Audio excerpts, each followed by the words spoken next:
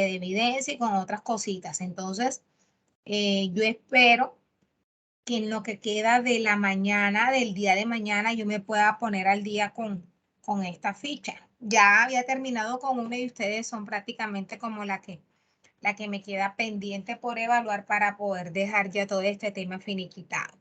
Entonces mañana estaré dándoles un consolidado. Espero de que hayan sido juiciosos, que hayan cumplido los tiempos de entrega y bueno, no sería bonito, no sería grato encontrarme con aprendices que estén pendientes por enviar evidencias. Quienes tengan esa situación, por favor me informan. Tengo que, pues mañana como tal, darles algún otro tipo de alternativa, pero ya sería un plan de tipo complementario porque ya no se entregan las evidencias en el tiempo estipulado. Entonces, bueno chicos, hoy vamos a dar una temática que es bastante, pero bastante importante. La enfatizo mucho porque ustedes están en un nivel tecnológico y como tal, el coordinador de procesos logísticos debe ser una persona que planifica, una persona que ejecuta, una persona que tiene liderazgo, voz de mando y pues aparte debe conocer a cabalidad muchos procesos dentro de la labor que debe ejecutar. Entonces, hay una temática que es precisamente la identificación de peligros y valoración de riesgos. No sé si de pronto han escuchado sobre la famosa matriz de riesgo. Voy a cerrar aquí el WhatsApp y les voy a compartir. Aquí está. Entonces, aquí está. Ahora mismo no me estén enviando mensajes porque ya estoy 100% concentrada en la clase. Me gustaría que me confirmaran si es visible la diapositiva. Sí, instructora. Sí, señora. Bueno, entonces miren chicos, esta metodología es una guía, es una norma técnica colombiana, una GTC que tiene alrededor de 40 hojas. Esa GTC la van a encontrar también en los documentos de apoyo de la competencia, se las voy a compartir. Se las voy a compartir precisamente en la carpeta que dice material de apoyo. Les compartiré la norma y también les estaré compartiendo esta presentación. Esta presentación consta de 11 diapositivas y esas 11 diapositivas tienen, digamos, la esencia de lo que es la GTC 45. Pero ojo, lo ideal es que usted también lea la GTC 45, que no solo se limite a esta información que yo estoy dándole. Entonces, ¿para qué se utiliza esta guía?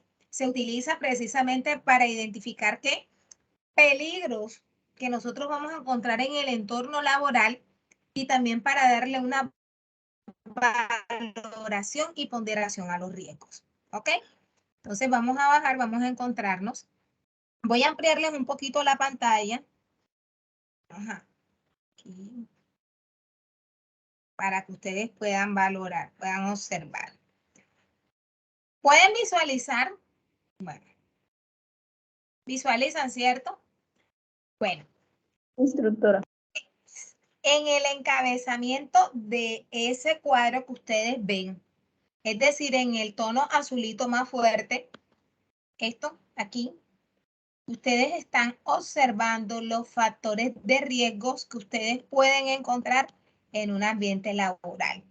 Son 7 los factores de riesgos.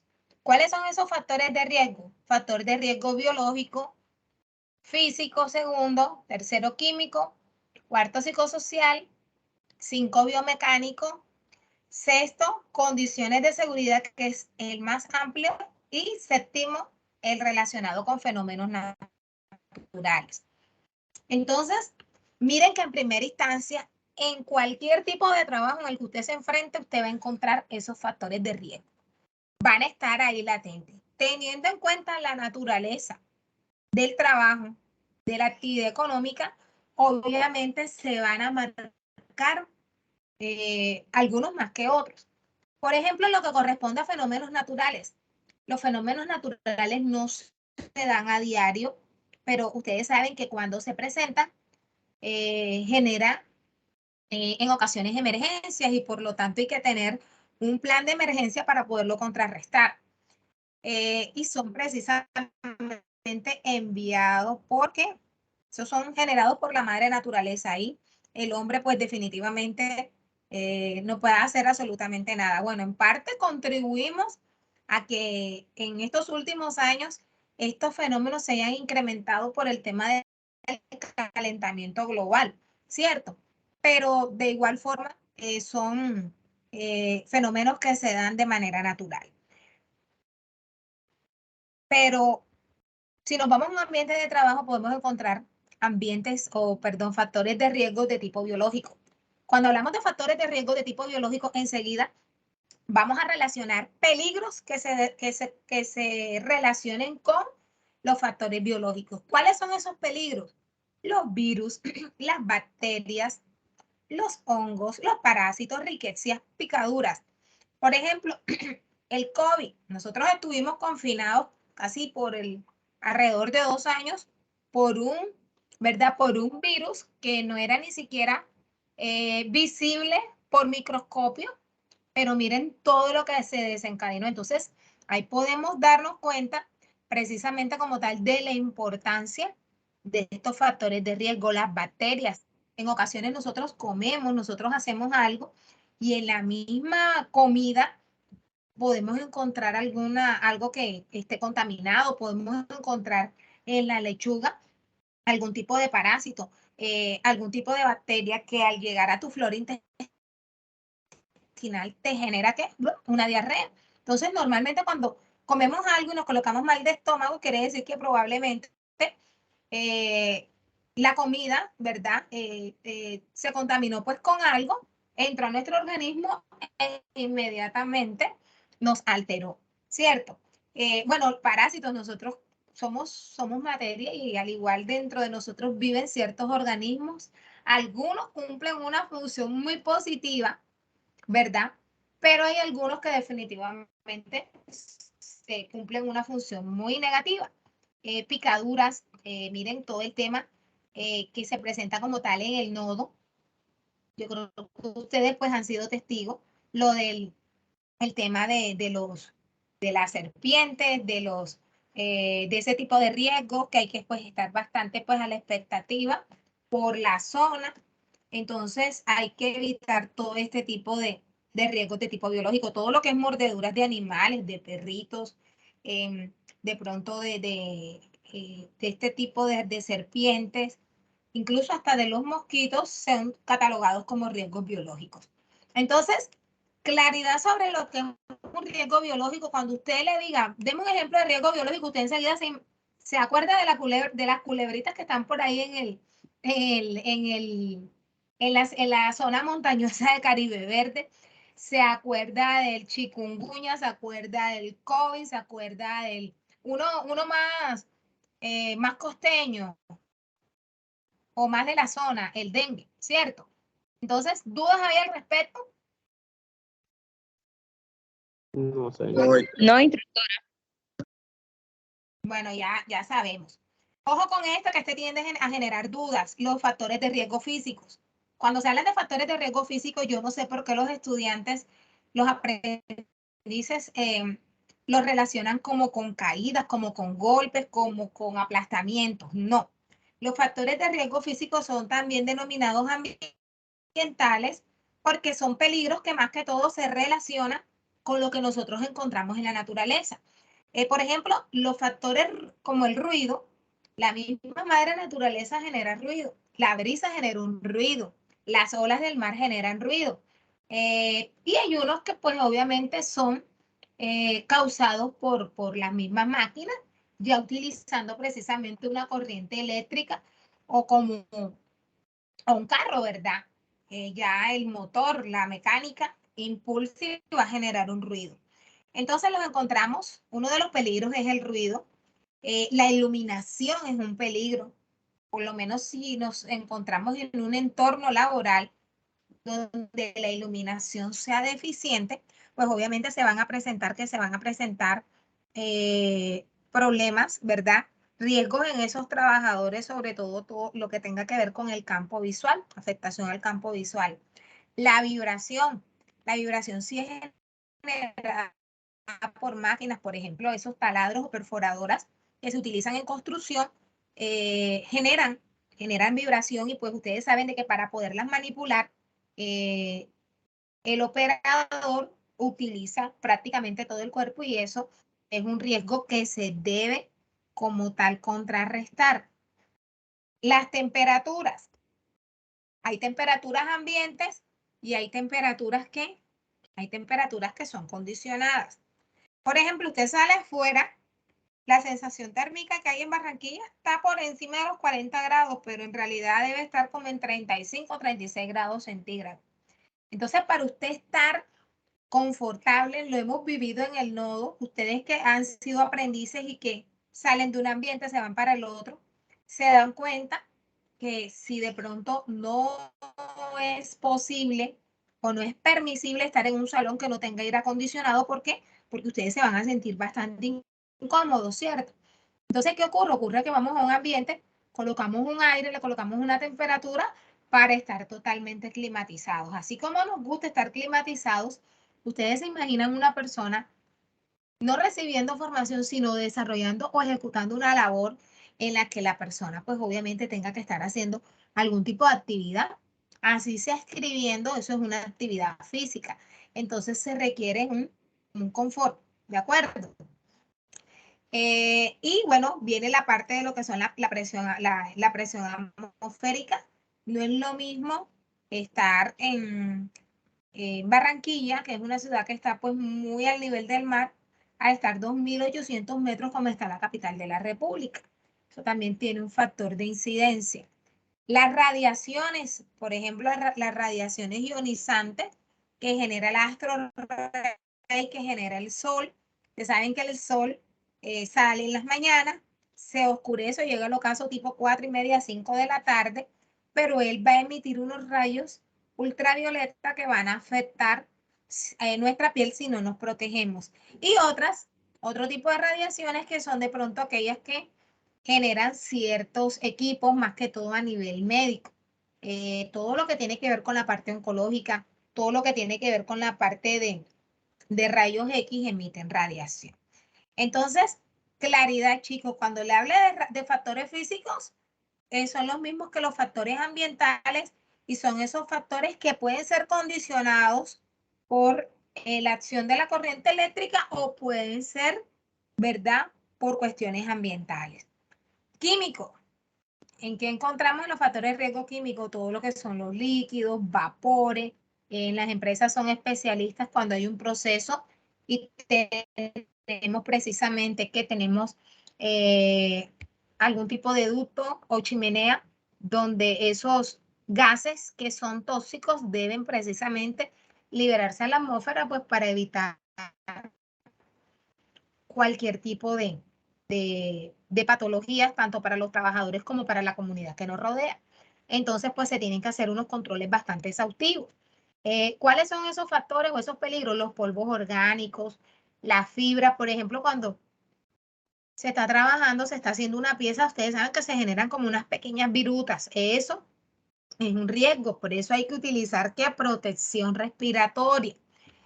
Los líquidos, hay sustancias que al leve contacto, es decir, que ni siquiera la toques, sino que te caiga un pringuito, puede ser corrosiva. ¿Qué tal si tú no tienes unas monogafas y te llega a tocar el globo ocular? Eso es grave, eso es irritante. Gases y vapores. ¿Cuáles son los gases y vapores? Bueno, los gases que generan, por ejemplo, los vehículos. Hay vehículos que todavía no han hecho la transición, o hay, bueno, la mayoría de vehículos nuevos tienen precisamente este sistema para minimizar la contaminación ambiental, pero vehículos que de pronto son un poco antiguos, tienen un sistema antiguo y obviamente van a generar mucha contaminación, ¿ok? Entonces, aquí están lo que son los peligros de tipo químico, por lo menos el combustible, hay algunos sólidos que son inflamables y que son precisamente dañinos. En la parte psicosocial está todo lo que tenga que ver con la organización del trabajo, aquellos riesgos que pueden producir en el trabajador, estrés laboral, sobrecarga laboral por las horas, por el tipo de tarea. Hay tareas que definitivamente generan un desgaste, tanto físico como mental, y pues obviamente esto está muy enfocado en lo que tiene que ver con la gestión organizacional. Bueno, miren, en la parte biomecánica, ahí estamos hablando de los factores biomecánicos o ergonómicos, aquellos que tienen que ver con la postura, los movimientos repetitivos, el sobreesfuerzo y manipulación de cargas. Va muy ligada precisamente con el campo de aplicación de su programa formativo. Entonces, un ejemplo, una persona que esté todo el tiempo de pie o todo el tiempo sentado, es una persona que puede tener problemas posturales, de esfuerzo, que tenga que estar haciendo levantamiento de carga, movimientos repetitivos, por ejemplo, los digitadores, las cajeras. Yo me he dado cuenta que, por ejemplo, hay muchos sistemas ahora que se han implementado de hace más de una década para acá, y es lo del lápiz óptico, ¿verdad? Para pasar los valores de los productos. Cuando yo era muchacha, pelada, como ustedes quieran decir, yo recuerdo que las cajas registradoras, bueno, es que las cajas aún tienen sus números, todo era tecleado, es decir, los trabajadores, los cajeros, se tenían que aprender los códigos de todos los productos, ¿verdad?, que estaban en el supermercado para ellos digitarlo. Y eso era, o sea, eso era una cosa impresionante. Solamente ellos pasaban, algunos eran pesados, incluso tenían una persona que se encargaba de hacer el pesaje de lo que, bueno, las carnes siempre han tenido como su parte independiente, pero lo que eran las frutas y verduras también. Entonces, bueno, ese sistema mejoró mucho todo el tema pues, del tiempo, porque era como tenías que hacer doble o triple fila para poder acceder. Pero, ¿qué era lo que más me aterraba? Lo que más me aterraba era precisamente la cantidad de personas enfermas que salieron enfermas a causa pues de esta problemática. Y había una enfermedad que precisamente es como la más recurrente en personas que tienen trabajos de movimientos repetitivos. A ver cuál será, si la conocen, cuál será esa enfermedad.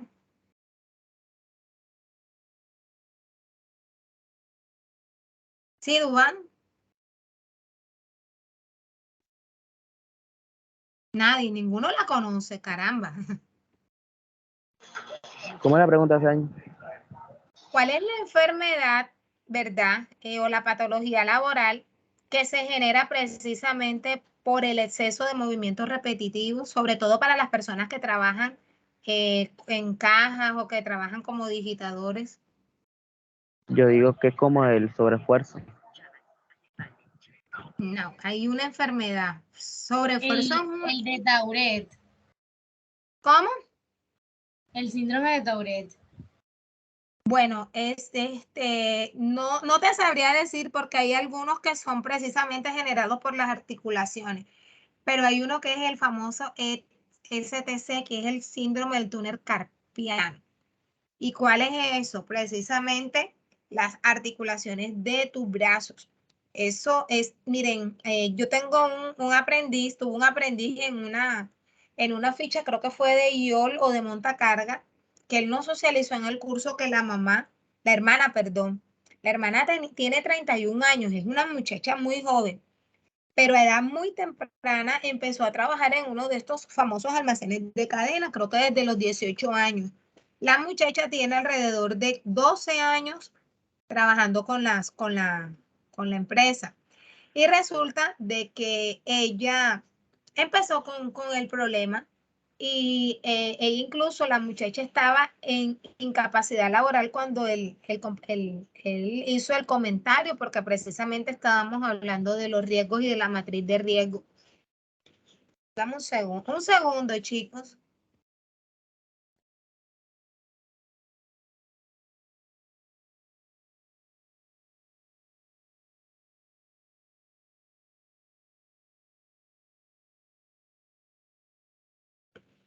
Bueno, chicos, les retomo, qué pena con ustedes, tuve que hacer aquí un break. Entonces, el muchacho nos comentó que en esos momentos ella se encontraba bajo una incapacidad y que pues previo a la incapacidad la empresa lo que había hecho era que la estaba promoviendo para un ascenso. Ella estaba, digamos que recibiendo toda la inducción para ya no dedicarse, porque es que ella tenía una incapacidad y ella tenía todo eso, incluso hasta en juntas de calificación de invalidez, por el tema precisamente de que ya ella, o sea, no tenía los síntomas, ella ya tenía la enfermedad del túnel carpiano y eso le impedía a ella pues retomar eh, su trabajo. Entonces, ella lo que estaban haciendo era promoviéndola para que ella fuera jefa en ese aspecto, que ella fuera fiscal de caja, no cajera. Entonces, pero incluso nos comentó que ya el caso de ella estaba en junta y de ser aprobada, ella necesitaba el 50% más uno, incluso y ella podía quedar pensionada porque ya se había hecho como tal, estaban revisando el índice de capacidad laboral de ella. Ya estaba ya ella incluso en juntas de calificación de invalidez. Entonces, miren, se imaginan ustedes, 31 años con toda una vida por delante y precisamente ya en proceso de recibir una pensión porque ya la enfermedad ya es irreversible.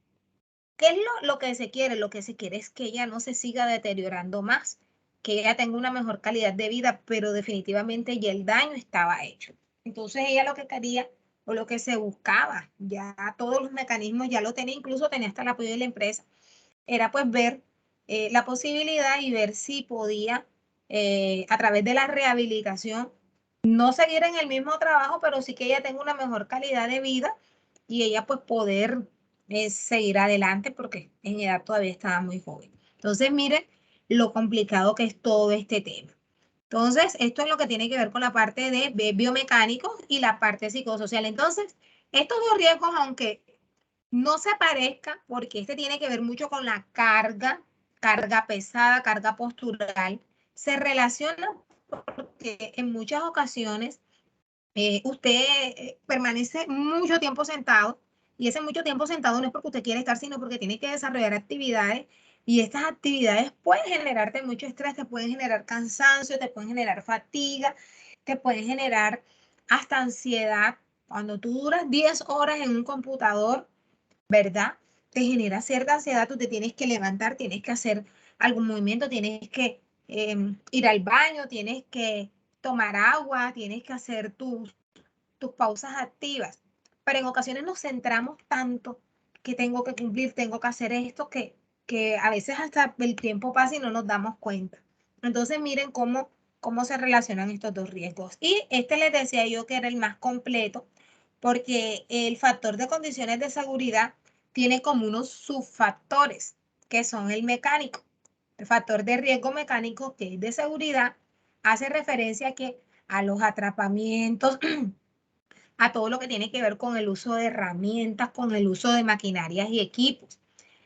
¿A qué me enfrento yo cuando estoy utilizando una herramienta que me pueda accidentar, a que me pueda aplastar, a que me pueda cercenar, a que me pueda cortar, a que me pueda lastimar? Una herramienta o una máquina que esté en mal estado y suelta parte de sus piezas, me puede generar un daño, me puede afectar un ojo, me puede generar una lesión, ¿cierto? Eléctrico. Ya sabemos que todo lo que tiene que ver con electricidad, un factor de riesgo eléctrico. Entonces, cuando encendemos una máquina, no es solamente la parte mecánica, sino que también las conexiones eléctricas estén en buen estado, que ese cable no vaya a estar deteriorado, ¿cierto? Que el paso de electricidad yo como tal lo tenga asegurado. Los riesgos locativos tienen que ver con la infraestructura, cómo están las paredes, los techos, los pisos, las escaleras, si el sitio tiene ramplas, si en el sitio de pronto hay algún muro de contención, las ventanas, es decir, todo lo que tiene que ver con la parte de la infraestructura. Bueno, los riesgos tecnológicos si nosotros tenemos equipos que están conectados a corriente eléctrica, ellos pueden tener fallas y ellos pueden generar explosión, pueden generar incendios, y esos son precisamente los tipos de riesgos tecnológicos. Cuando hay algún derrame de sustancia química, eso es un riesgo tecnológico. Accidentes de tránsito. Personas que trabajan, ¿verdad? Que trabajan en la calle, por ejemplo, en la parte logística, ya lo que tiene que ver precisamente con distribución y ventas, están, digamos que ellos tienen que entregar sus pedidos y obviamente se enfrentan a este tipo de riesgos. Y públicos, los riesgos de tipo público, por ejemplo, lo que son las azonadas, y sobre todo las personas que trabajan en la parte de atención al cliente, se pueden presentar altercados, y hemos visto casos donde clientes pues agreden a los trabajadores, y aunque no es muy común, pero también se han visto casos donde ocurre a la inversa. Trabajadores han agredido al cliente porque pues definitivamente se acaloran y se van como tal acciones mayores. Bueno, lo que tiene que ver con trabajo en alturas, trabajo por encima del 1.8 metros, se considera trabajo en altura. Trabajo en espacios confinados es cuando tenemos que trabajar precisamente en el subsuelo, nos tenemos que colocar en una cámara, en ascensores, en espacios que tienen características muy especiales de confinamiento, y que pues obviamente es un trabajo de mucho peligro y que requiere mucho, pero mucha atención. Y bueno, ya sabemos que los fenómenos naturales están los sismos, los terremotos, todo lo que tiene que ver con la naturaleza. ¿Cuál es el que más nos afecta a nosotros? Las lluvias torrenciales y los arroyos. Barranquilla es la capital mundial de los arroyos. Últimamente hemos visto estos fenómenos. De hecho, ayer, yo no sé si ustedes se dieron cuenta, se viralizó un tornado, como un pequeño tornado, incluso creo que en el municipio de Soledad. No sé si desde la sede pudo ser visualizado, pero apuntaba más que todo a la parte nueva de Soledad, lo que es Soledad 2000. Entonces, es muy probable que desde el nodo también se haya visualizado el fenómeno. Bueno, derrumbes, terremotos, no es una zona altamente sísmica, pero también ha temblado. Nunca ha ocurrido, o sea, es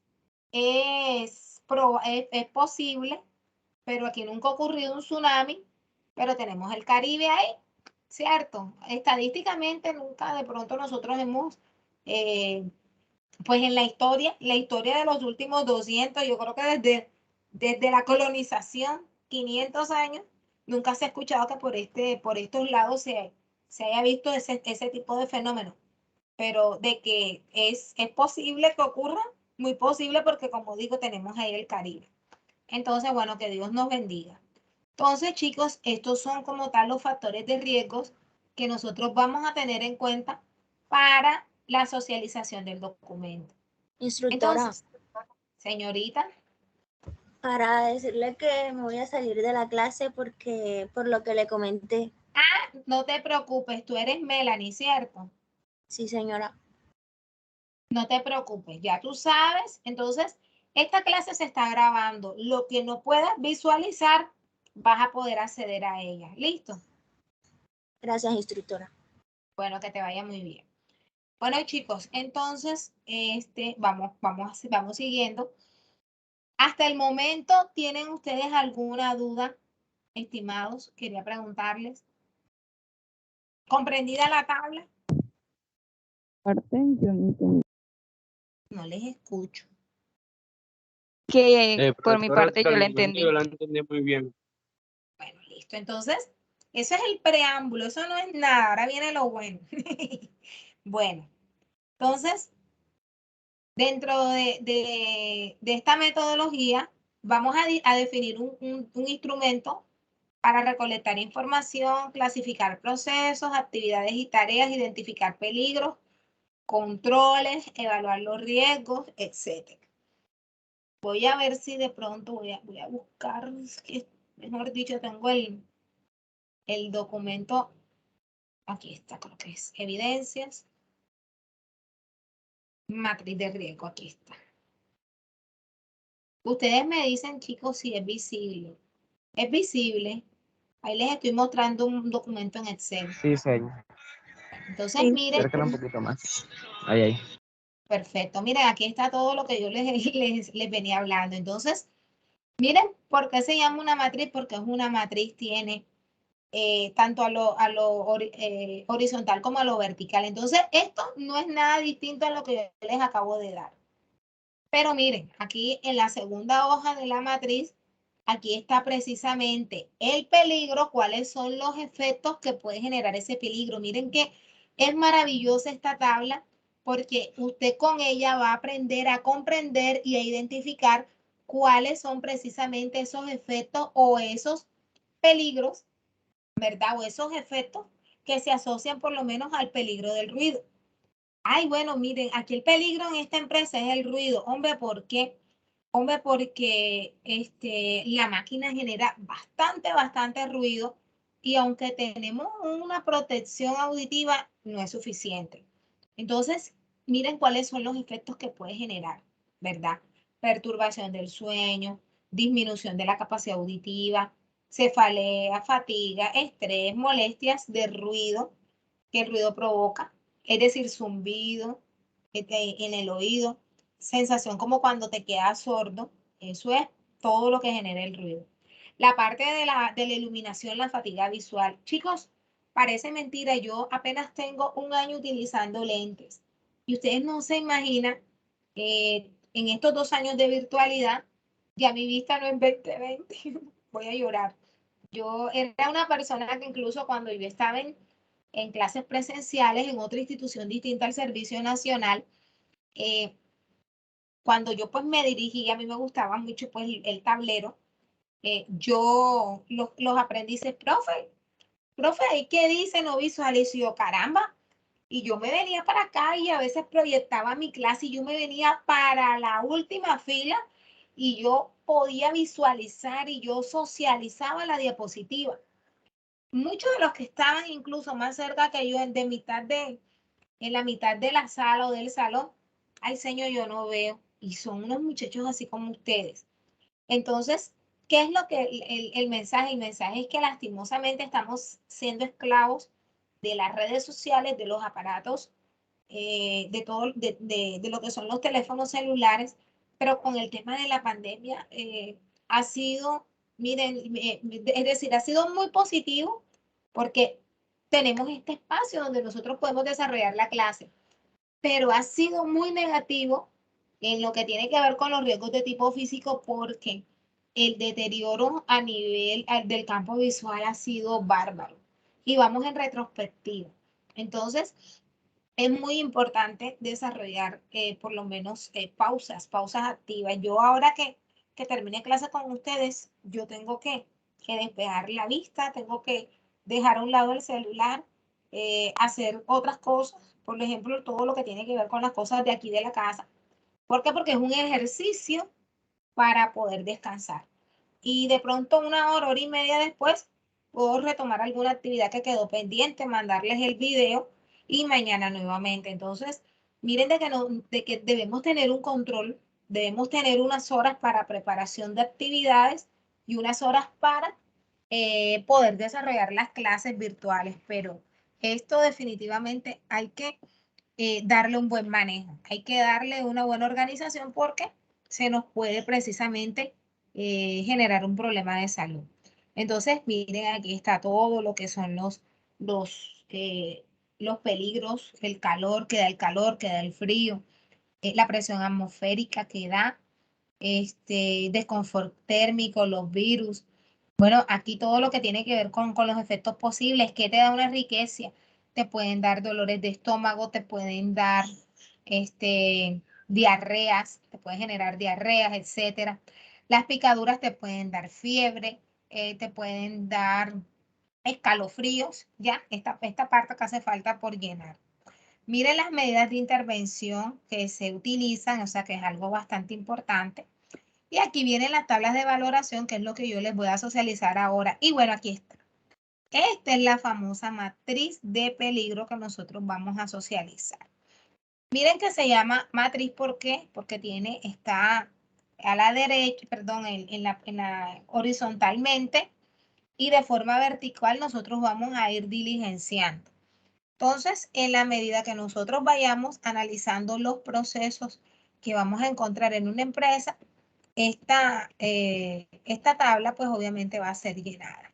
Listo, entonces esto es lo que ustedes van a diligenciar, la matriz de riesgo, pero no sin antes socializar las tablas que están aquí. Entonces, vamos a empezar. Yo sé que no vamos a terminar hoy porque este tema es bastante amplio, pero por lo menos me gustaría que ustedes se llevaran siquiera las fórmulas y que conocieran como tal las tablas. Entonces, ¿por qué se hace la evaluación de riesgo? Porque en la evaluación de riesgo vamos a conocer la probabilidad de que ocurran eventos específicos. Por ejemplo, ¿cuál es la probabilidad de que una persona, un operario se accidente si la máquina está deteriorada? Entonces, para eso nos sirve la matriz de peligro. Vamos a determinar el nivel de deficiencia, el nivel de exposición, cada cuánto el trabajador la utiliza. Vamos a determinar pues el nivel de probabilidad. Vamos a determinar cuáles son las consecuencias que puede generar en ese trabajador para poder sacar el nivel de riesgo. Entonces, es importante, hay que hacer, no es que hay que ser pitonizo, sino de que es importante tener el dato de probabilidad para ver si la medida o si los riesgos pueden poner en peligro a la persona y definitivamente cuáles serían las medidas de control que se tienen que tener en cuenta. Un momentico que están aquí haciendo mucho escándalo.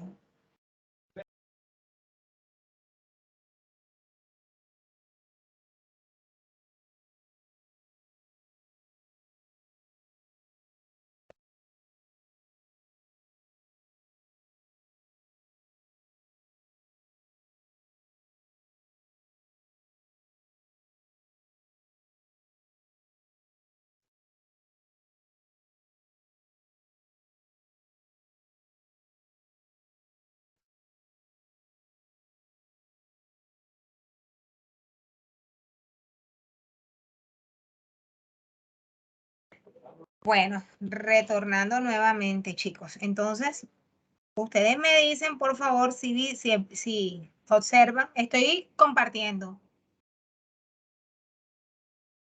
Sí, instructor.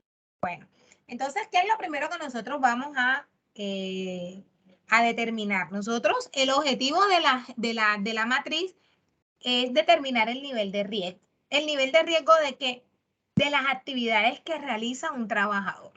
Entonces, lo primero que tenemos que tener claro, chicos, son conocer la empresa, conocer el entorno de trabajo, conocer las áreas de la empresa para poder identificar el riesgo. Obviamente, ustedes van a enfocar el análisis del riesgo en el área campo de acción donde ustedes están, que es logística, que de pronto almacén, quizás también pues se tiene incidencia pues en la parte administrativa. Entonces, bueno, para un CISO obviamente tiene que hacer la matriz de todas las áreas, pero usted obviamente se va a enfocar ¿en qué? Se va a enfocar en la parte de logística, en la parte de distribución, en la parte de pronto pues de venta, en la parte de almacenamiento, ¿ok? Entonces, ¿qué es el nivel de riesgo? El nivel de riesgo lo van a hallar multiplicando el nivel de probabilidad por el nivel de consecuencia. Eso es una fórmula matemática, nivel de probabilidad, nivel de consecuencia me da el nivel de riesgo. Este es el objetivo, esto es lo que nosotros vamos a determinar en la matriz. Pero a su vez, el nivel de probabilidad nace, ¿verdad? O se obtiene multiplicando el nivel de deficiencia por el nivel de exposición. Ahora mismo lo único que yo les he mostrado a ustedes son 1, 2, 3, 4, 5 conceptos o 5 palabras o 5 fórmulas. Ajá, señor, ¿y eso cómo es? ¿Eso cómo se hace? No se preocupen, que esto es a través de las siguientes tablas. Entonces, en primera instancia, vamos a hallar o vamos a conocer ¿Cómo se determina el nivel de deficiencia? Nosotros en primera instancia vamos a determinar el nivel de probabilidad. Y para nosotros poder hallar el nivel de probabilidad, necesitamos conocer el nivel de deficiencia. ¿Qué es el nivel de deficiencia? Hombre, el nivel de deficiencia es qué tan grave puede ser esa situación de riesgo que nosotros estamos evaluando en un ambiente de trabajo. Entonces, esta tablita tiene 3 columnas, son sencillas las columnas. En una aparece la calificación de forma cuantitativa, ¿verdad? Y vemos una tablita que es de forma cualitativa. Y esa tablita o esos números y esas letras van a tener un significado. ¿Qué traduce? Traduce de que si a mí me aparece que el nivel de deficiencia es bajo, quiere decir de que el riesgo no tiene valor. ¿Por qué no tiene valor? El significado es que no se ha detectado anomalía alguna o las medidas que se implementan son lo máximo. Ya, es decir, que las medidas que se implementan contrarrestan el riesgo y el riesgo está controlado. Entonces, si usted coloca, por ejemplo, si usted le coloca el número 0 multiplicado por cualquier número que te da, si yo multiplico 0 por 8, ¿qué te da? 0. 0. Correcto. Entonces, ¿eso qué significa? Significa que el riesgo está controlado. No hay peligro. ¿De acuerdo? Pero, ojo, cuando ya yo no le doy el valor de 0, sino un valor de 2, mire, ya el nivel de deficiencia me cambia de bajo a medio. Ok. Bajo es inexistente, medio es 2. Aunque si bien el número 2 no es como de pronto muy representativo, pues obviamente hace referencia a ciertos peligros que pueden dar consecuencias, aunque estas consecuencias sean poco significativas, ¿verdad?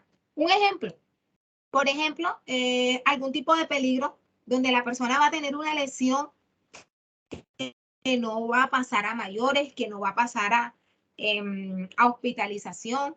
Por ejemplo, las personas que trabajan con herramientas manuales y que no va a pasar de pronto de un puyazo, de una pequeña incisión, de pronto de un pequeño golpe que no va a afectar como tal tus miembros, que no va de pronto a generarte algún tipo de dolor. Entonces, son peligros que, si bien son peligros, son poco significativos. Cuando yo le doy una ponderación de 6, ahí sí ya estamos hablando ya de peligros. Peligros que pueden dar lugar a consecuencias significativas. Por ejemplo, una persona manipulando alguna máquina que pueda generarle riesgo de aplastamiento, corte, pero ya no un corte de una pequeña incisión, sino que te puede cercenar un dedo, que te puede aplastar, te puede generar alguna lesión, te puede generar fractura. Y cuando el riesgo es 10, que es un nivel muy alto, ya son peligros que definitivamente ponen al trabajador en un caso severo, incluso hasta de muerte, un peligro de muerte o peligro de una enfermedad, de una situación bastante compleja, una situación que puede generar en la persona o la muerte o la invalidez. ¿De acuerdo? Eso es el nivel de deficiencia. Entonces, hay otra tabla que es el nivel de exposición. ¿Qué es el nivel de exposición? El nivel de exposición es la frecuencia con que esa situación de riesgo se presenta en el trabajo o en la jornada laboral. Entonces, es importante porque de ella pues va a depender las medidas y los controles que se tengan que tener en cuenta para contrarrestar los riesgos. Entonces, una situación con un nivel de exposición 1 es esporádica. Quiere decir que esa situación de peligro se presenta de manera eventual, o sea, no es todos los días, no se presenta de 2 veces a la semana, es una situación que se presentó hoy y se puede presentar en un mes y medio, es muy esporádica. ¿Qué es ocasional? Ocasional es cuando una situación de peligro se puede presentar por lo menos una vez, ¿verdad? Se presenta alguna vez durante la jornada laboral o de pronto en esta semana la situación se presentó 2 veces.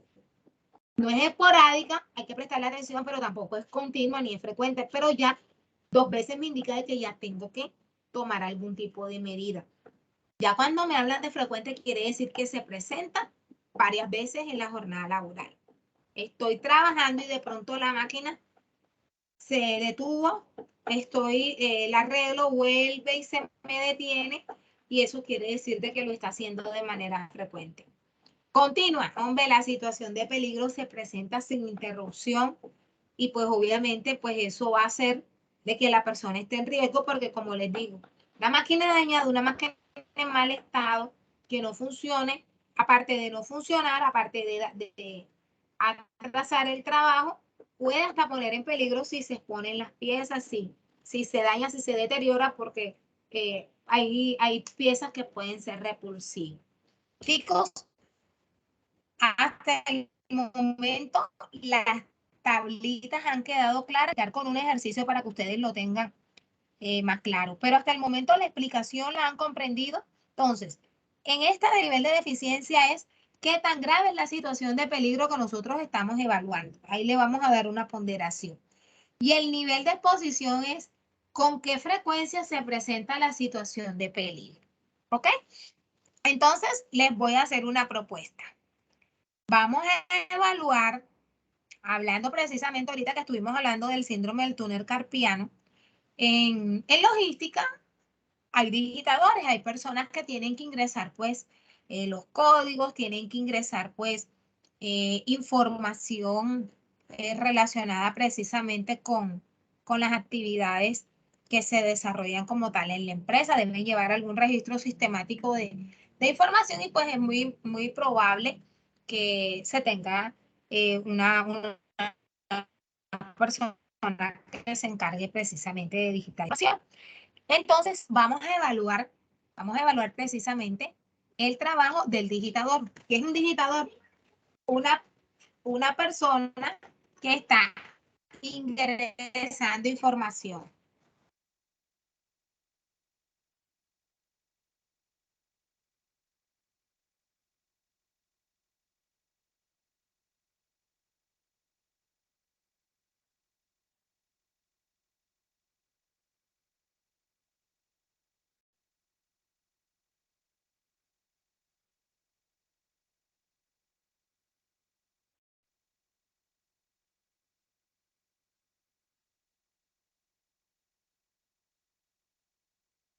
Bueno, chicos, entonces vamos a hacer el ejercicio precisamente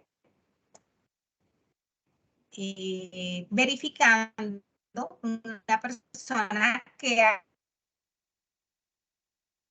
cuál es el ejercicio. Vamos a evaluar el movimiento repetitivo, es decir, el movimiento de ingresar. Esa persona, un digitador, lo que tiene que hacer es ingresar ¿qué? Cantidades a una base de datos que tenga, en el más sencillo de los casos debe tener algún drive, algún formato en Excel, algún archivo donde precisamente se almacena como tal esa información, ¿cierto? Entonces, vamos a evaluar el trabajo de un digitador. ¿Qué es un digitador? Ingresar la información al sistema. Entonces, con respecto al peligro, que es el movimiento repetitivo, ¿qué ponderación le darían ustedes? Le darían 2, le darían 6 y le darían 10. Recuerden que esa persona está sentada, tiene una silla, la silla es una silla ergonómica, tiene un escritorio, un computador, pero su jornada de trabajo debe trabajar 8 horas, pero a veces se extiende. Y tiene que estar todo el tiempo digitando. ¿Qué ponderación le daría? 0, 2, 6 o 10. Estamos evaluando el movimiento repetitivo. ¿Qué creen ustedes? Ándale, ¿dónde están? Me vengo para acá. Bueno, Instructora. yo le digo Señorita, que alto, señor. señorita, ¿quién dijo? Iván, alguien, una de las niñas dijo instructora. Ah, María. Cuéntame, María. El compañero iba a hablar primero. Les cuento una cosa que tengo como el internet también que se está todo como loco. Yo creo que esta es como la hora en que el internet se... Sí, ahora sí. Dime, María Alejandra.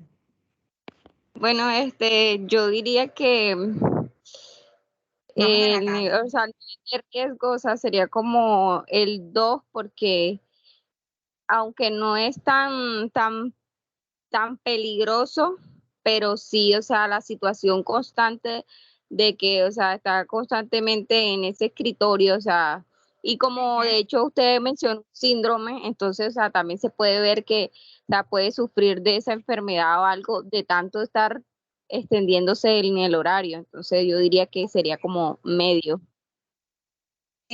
¿Alguien más? Iván, creo que tiene, él me pidió la palabra. Iván Daniel, cuéntame.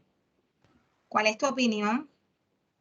Sí, precisamente como había comentado la compañera María, es un riesgo medio debido a que el trabajador tiene una silla ergonómica, podemos decir que de igual manera tendría un espacio de trabajo en buenas condiciones. Sin Ok, embargo, tendría ese riesgo del movimiento continuo y por la jornada, ya el cual sería un riesgo psicosocial por las jornadas extendidas. Entonces yo diría que tiene un nivel de riesgo medio y de exposición podemos poner un valor continuo, porque durante toda su jornada tiene que correcto. realizar el movimiento. Entonces, Muy bien, 2 y 4. muy bien. Él se me adelantó a la frecuencia. Bueno, entonces miren, es como tan relativo.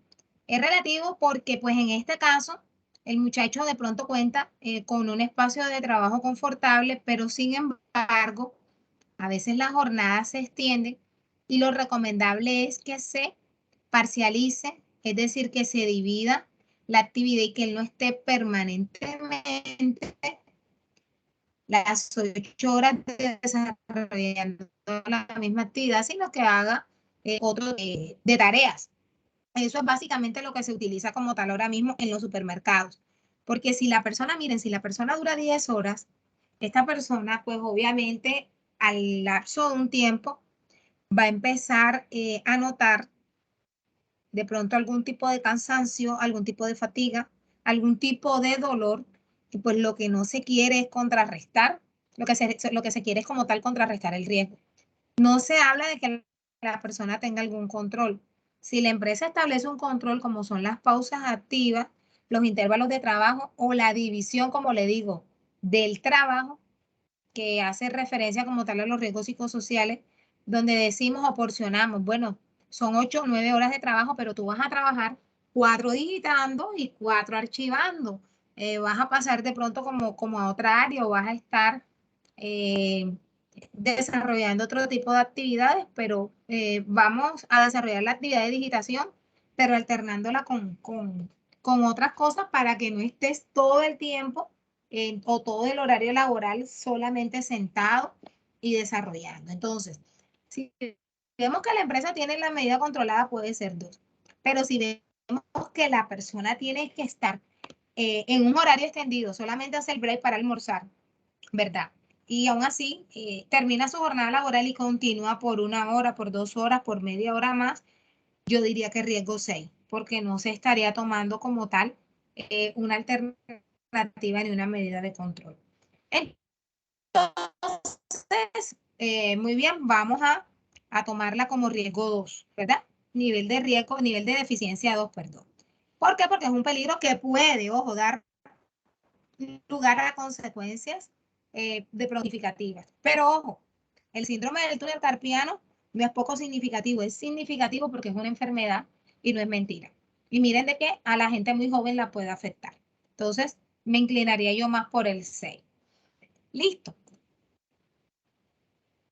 Con respecto al nivel de exposición, bueno, entonces, suponiendo, ¿verdad? Acá el muchacho tiene todo confortable, hace sus pausas, etcétera. Vamos a tomarlo como 2. Y en este caso el nivel de exposición sin duda es continuo, es 4. ¿Por qué? Porque es que el movimiento es repetitivo, él lo tiene que desarrollar durante toda la jornada laboral mientras la persona esté digitando y eso no es cuestión de raticos, eso es cuestión de horas. Entonces, Sin duda el nivel de exposición es 4, ¿cierto? Entonces, teniendo todo controlado, vamos a averiguar cómo nos da el nivel de riesgo. Miren aquí. Aquí la tabla, si se pueden dar cuenta, no tiene el 0. ¿Por qué no tiene el 0? Porque 0 multiplicado con cualquier número te va a dar 0, es decir, riesgo controlado. Vamos a tenerlo de 2 hasta 10. Como en este caso nos inclinamos por un 2, nivel de deficiencia 2, vamos a ver el nivel de exposición 4, ¿cuánto nos daría el nivel de probabilidad? Facilito, multiplicamos 2 por 4. ¿Cuánto nos da? 8, ¿cierto? Entonces, ¿qué observamos en esta tabla? En esta tabla vamos a determinar el nivel de probabilidad. Si ustedes son muy observadores, se dan cuenta de que hay algunos valores que están bastante altos y que están resaltados en un color negro. Esa MA significa muy alto. Y esos valores de 24 a 40 quiere decir de que el riesgo definitivamente no es controlado y que la intervención debe ser inmediata. ¿Ok? Entonces, aquí estamos viendo riesgos que ponen en peligro la integridad del trabajador. Ustedes están observando un tono que va que es un gris oscuro, ¿verdad? Y unos valores que van del 10 hasta el 18, ¿cierto? ¿Lo visualizan?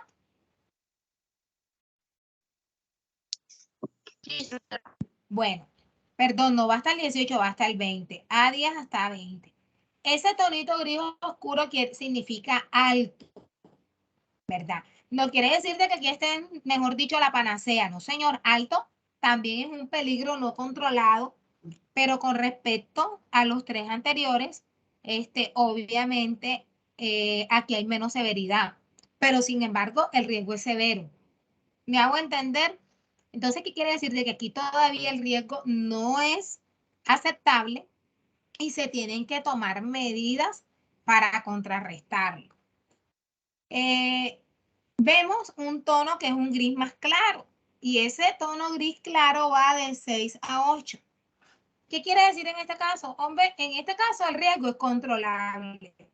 Porque el riesgo es controlable o el nivel de probabilidad nos damos cuenta porque la situación en medias quiere decir de que los peligros pueden llegar a ser que pueden llegar a ser, no van a ser muy significativas porque hay algunas medidas de control que evitan de que esos peligros vayan a pasar a mayores. El caso del muchacho del síndrome del túnel carpiano. Esta persona es una digitadora, pero tiene un lugar, una ergonomía, tiene un diseño de un puesto ergonómico, desarrolla pausas activas y tiene una organización adecuada del trabajo. ¿Ok? Entonces, esto significa ese gris claro. Y lo blanco es a donde todos queremos llegar, lo ideal, riesgo bajo, es decir, que no hay peligro, todo está totalmente controlado. Chicos, ¿hasta ahí tienen ustedes alguna duda? Entonces, bueno, aquí está la explicación. Sabemos ya que 24 y 40 es crítico, ¿verdad? Que no da lugar a aceptabilidad. Igual que 20 y 10. 20 y 10 no es tan crítico, pero aún no es aceptable. La situación cambia cuando estamos entre 6 y 8. ¿Por qué? Porque son situaciones que pueden mejorarse, se puede trabajar, de pronto se puede tener una medida de prevención o se pueden colocar plazos para mejorar una situación que sea de peligro, pero quizás las consecuencias no son significativas. Y bueno, todos vamos a estar en esta tendencia o vamos a querer estar entre 2 y 4 cuando todas las situaciones puedan ser controladas. Entonces, vamos avanzando porque por ahí hay un grito de guerra. El nivel de consecuencia, miren esta tabla. Aquí ya vamos directo a los daños personales y es la peor consecuencia. Entonces vemos una tabla igual que tiene una ponderación cuantitativa, una cualitativa y cuál es el significado de esa ponderación. Esa ponderación va desde leve, es decir, que hubo consecuencia, ¿verdad? Hubo una consecuencia, pero la consecuencia no generó hospitalización. Se le da con un 10. Es grave, miren que el grave son lesiones que ya te van a generar una incapacidad laboral temporal. Por ejemplo, te caíste, te generaste un esguince, tuviste una lesión, te cortaste y te cogieron unos puntos. De pronto no te hospitalizaron, pero sí te generó una incapacidad laboral. Miren esta que es ya muy grave, quiere decir lesiones irreparables. Normalmente estas lesiones graves irreparables pueden ser consecuencia de un accidente que te puede generar, generar la pérdida de la capacidad laboral, de la pérdida de pronto de la capacidad de caminar, de escribir, de utilizar alguna de las dos manos, de ver incluso, de oír, ¿verdad? Bueno, lo del síndrome del túnel carpiano, cuando el caso es pero las condiciones son bastante complejas y en el peor de los casos catastrófico es el que te puede generar la muerte. Entonces, para este caso, que es el del muchacho que tiene el movimiento repetitivo, ¿con qué nivel de consecuencias se irían ustedes? Yo descarto el catastrófico. Yo descarto el 100. Y también que descarto el 10. Porque en este caso, ojo, el túnel carpiano, o sea, yo digo que más que todo la 10 hace referencia como a pequeños accidentes que te pueden generar o que te pueden ocurrir en el entorno laboral. Pero ya cuando ya estamos frente a una enfermedad, ya no estamos hablando de pronto de lesiones que requieren hospitalización, sino del tratamiento de una enfermedad que te puede generar una o lesión con incapacidad o una lesión grave o permanente. Entonces, yo descartaría la 100, en este caso se descarta la 100, pero sí descartaría la 10. ¿Con cuál se inclinarían? Digamos, cuál va a ser la peor consecuencia que le puede ocurrir a esta persona en el caso de que no se tengan las medidas adecuadas? Lo dije ahorita. A ver, Luis, Daniel. Profe, yo digo que 60 porque usted ahorita dijo que esa enfermedad es irreversible. Correcto, por eso te digo 60 en el peor de los casos. Si de pronto la persona está presentando algún tipo de patología, ¿verdad? Lo importante es que si se ve, se contrarreste. Entonces, en el peor de los casos, si no se desarrollan los controles y al cabo de 2 meses, cuando se hace la inspección, se da un plazo, se le da como un plazo de cumplimiento para que implementen medidas y el plazo no se lleva a cabo, es decir, no se llevan a cabo las medidas, eso va a ser una bomba de tiempo para el trabajador porque en la medida que va pasando el tiempo, la enfermedad o los síntomas van a ir apareciendo. Entonces, yo le daré un 25, pero ese 25 se me puede convertir en un 60. ¿De acuerdo? ¿Eso qué indica? Indica que a pesar de que ustedes de pronto dirán, ay, señor, pero eso no es tan grave. Quizás no es tan grave porque al principio no se ve, pero cuando usted ya tiene, por ejemplo, ándale, a mí me está doliendo el brazo, tengo un año de digitador o estoy trabajando como digitador, y usted no le presta atención y de pronto el dolor se le apareció por allá a los 15 días al mes, me está doliendo otra vez y no le presta atención. Ya cuando usted se da cuenta, ya no va a aparecer cada mes, cada 2 meses, sino va a ser un dolor que usted va a ir sintiendo todos los días. Entonces ahí es cuando ya prácticamente se hace un poco irreversible. Pero si usted de pronto, incluso usted no presenta el dolor, todavía usted es, mejor dicho, Highlander, pero viene una persona a hacerle la inspección de su puesto de trabajo y se da cuenta que usted permanece ahí 9 horas, ¿verdad? No, es que a mí no me ha pasado nada. Esa persona lo que va a evitar es que usted no le aparezca un síntoma, ni que usted vaya a padecer la enfermedad, sino todo lo contrario, a cabecear la enfermedad y evitar que los síntomas aparezcan y pues es importante precisamente como tal estos cambios en la secuencia y en las actividades y en las tareas para que usted no esté 8 o 9 horas frente a un trabajo repetitivo. Chicos, es claro lo que hemos dado hasta el momento. Entonces, yo diría un 25 y si no, es decir, si las cosas mejoran, si se implementan medidas y si se ve que en el trabajador no hay ningún tipo de molestia, riesgo controlado, pero si no se hace nada al respecto, se me puede convertir en un 60 y es hasta, o sea, es lo que queremos evitar. Entonces, nos había dado 8, ¿cierto? Supongamos en el mejor de los casos, como en este, que la persona está a todo dar, que la persona de pronto tiene una buena organización del trabajo, le colocan a hacer otras tareas, ¿verdad? Entonces, el nivel de consecuencia es 25 y el nivel de probabilidad es 8. Entonces, si usted multiplica 25 por 8, mire, te da un riesgo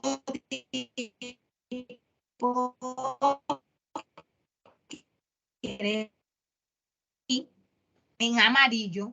Quiere decir de que el riesgo es manejable, de que la persona puede trabajar, que se pueden aplicar controles para mejorar, es decir, no para estar aquí en amarillo, sino para estar aquí en verde, ¿ok? Entonces, aquí lo ideal es que bajemos, no que subamos. Si el valor nos da en rojo, el riesgo no está controlado. Automáticamente se tiene que suspender. Pero si está aquí en amarillo, la persona puede seguir trabajando, pero vamos a buscar medidas que permitan de que esa persona nunca se me vaya a enfermar del túnel carpiano, ¿cierto?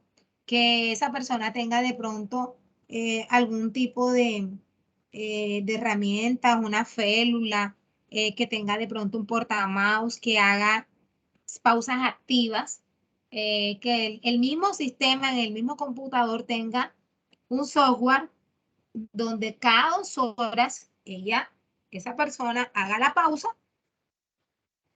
y desarrolle una pausa activa, que tenga dentro de su trabajo otras actividades diferentes a la digitación, ¿verdad? Para que se hagan precisamente con cortes, con intervalos, se porciona como tal el trabajo. Entonces, esto es básicamente de esta manera, chicos, se evalúan los riesgos. Lo hicimos. ¿Qué quiere decir esto? Quiere decir de que el riesgo es aceptable. Ya, si está por encima de 60, no es aceptable. Aquí, aunque me dé amarillo y blanco, no es aceptable, ¿verdad? De 25 para 10, de 10 a 25, sí es aceptable, menos en este caso, porque es en rojo, ¿verdad? Entonces, estos son los valores y esta es la interpretación que se le da como tal a la tabla. De 600 a 4000 es crítico. De 500 a 150 es aceptable. Se deben aceptar medidas y bueno, digamos de que las actividades no se suspenden. Entre 40 y 120 estamos bien. Y definitivamente estar en 20. Chicos, ¿tienen ustedes como tal alguna duda? Aquí está el criterio. Aquí en el segundo, ojo, aquí no es no aceptable, es aceptable con condiciones. Aquí el criterio está un poco ambiguo, es aceptable con condición. ¿Ok? Entonces, chicos, no sé si ustedes tienen alguna duda, alguna inquietud con respecto a la actividad, al documento. Lo ideal es que en el día de mañana que hagamos, el día de mañana, se hace como un pequeño repaso y se haga como tal el ejercicio en el documento, ¿sí? Sí, señor, me pregunta. ¿Alguien diga? Porque me parece bien que haga el repaso mañana y ¿Usted va a hacer la mandar actividad este archivo? porque hay cositas que quedé como en duda. Bueno, entonces, mira, para que la duda sea aclarada, yo ahorita voy a terminar la clase ya, ahora a las 7:20. Vamos a verificar quiénes faltan o quiénes se sumaron para tomarle asistencia.